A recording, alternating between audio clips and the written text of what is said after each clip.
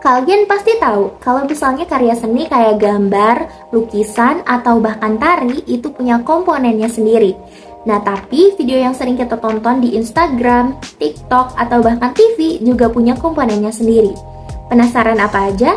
Tenang, aku Zalfalia Rifa bakal bahas semuanya. Yang pertama itu adalah frame.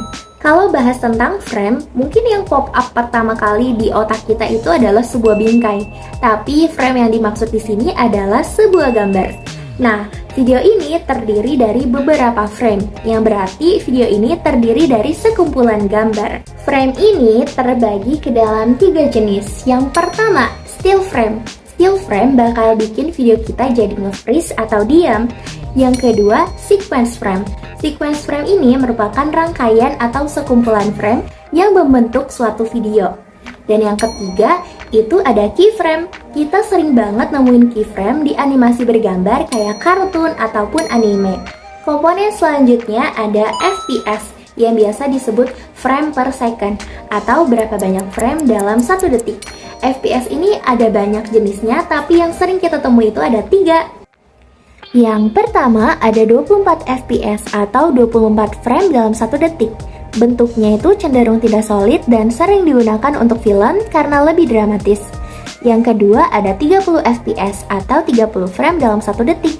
Nah teman-teman, karena bentuknya itu lebih smooth, biasanya kita sering pakai ini untuk video konten ataupun TV. Dan yang terakhir ada 60 fps atau 60 frame dalam 1 detik. Biasanya itu bentuknya cenderung lebih tajam dan digunakan untuk sport ataupun game. Komponen selanjutnya adalah resolusi. Nah, resolusi ini berkaitan erat sama pixel. Pixel itu apa sih? Jadi, pixel itu tuh bakal kelihatan kalau misalkan kita nge-zoom sebuah video. Biasanya di video itu akan kelihatan kayak kotak-kotak kecil gitu. Jadi, semakin tinggi resolusi, maka pixelnya itu akan cenderung lebih halus atau cenderung nggak kelihatan. Nah, sebaliknya, kalau misalkan resolusi video yang kita pakai itu rendah, pixelnya itu akan jadi semakin kelihatan, teman-teman. Nah, resolusi sekarang itu ada lumayan banyak, teman-teman. Tapi yang paling sering kita temui itu ada 3. Yang pertama, resolusi 480p.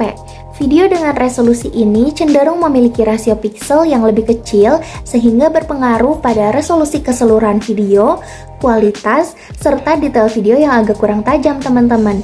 Yang kedua, resolusi 720p.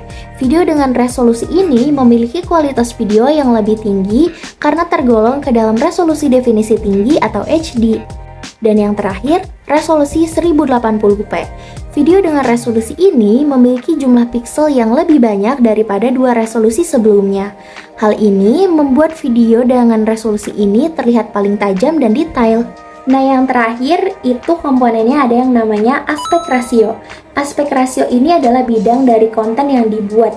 Jadi aspek rasio itu ada banyak ya teman-teman, kayak 16:9, 9:16, 3:4, terus juga 1:1, ada banyak banget. Nah, ini beberapa contoh video aku yang pakai rasio 16:9.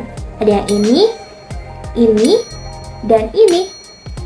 Terus ada juga video aku yang pakai rasio 9:16. Ada yang ini, dan ini.